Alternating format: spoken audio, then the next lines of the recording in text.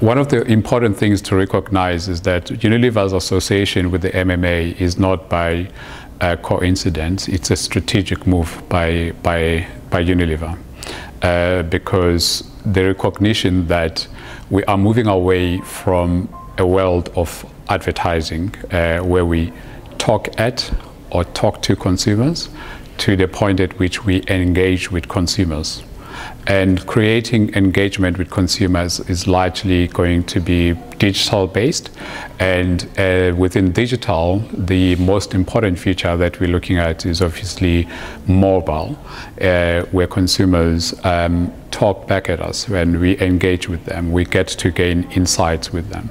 So the strategic partnership with MMA is based on that realization that the future of building brands within an African context is going to be mobile based.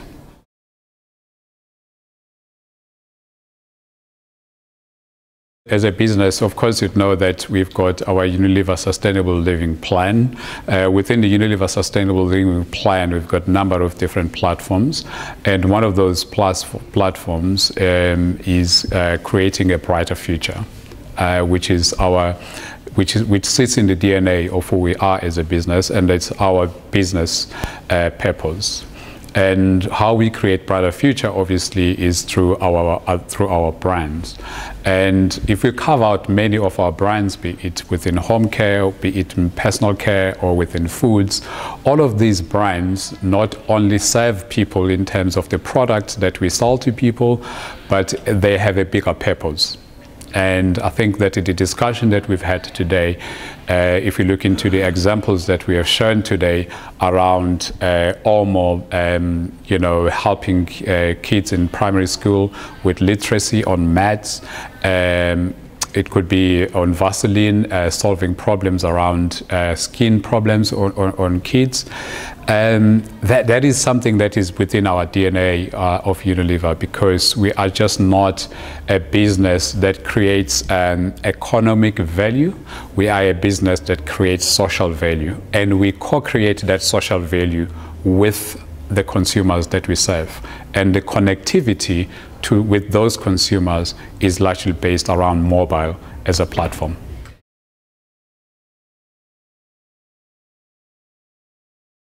The reality of it is that this is new to all of us, and we are learning. We aren't used to being exposed like this. We aren't used to exposing ourselves like this, and then we are listening. And naturally, some of the traditional methods within which we interpret data are no longer as valid as they used to be. So I think that the marketeer of the future is no longer the marketeer who is disconnected. It's the marketeer that is connected to the people that they serve, so that you are able to have that intuitive understanding of the data, not just being able to analyze the data in terms of numbers, but have an intuitive understanding of the data and be able to connect the dots. And I think that it's a journey that we are on, and it's a journey that we are undertaking, and we think that it will give us a competitive advantage if we stay the course. Big data it's become quite it's become a buzzword. You've got USSD. I think SMS is probably one of the biggest ways in which we are able to collect the data. I mean, I think that within Savoury, where our work, we've got on hand currently about 10.5 million unique mobile phones, and those are the consumers that we can be able to analyze, by region, by age group. We can analyze them by psychographics, and we have communication messages with them, and we get feedback from them around our product usage, but our product experience, etc., etc.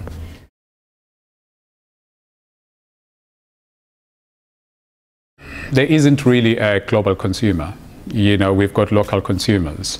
But But the advantage that we do have being Unilever is that we are a global player, and we can use our global scale and global know-how to tap into some of these learnings that come from either Latin America or Asia.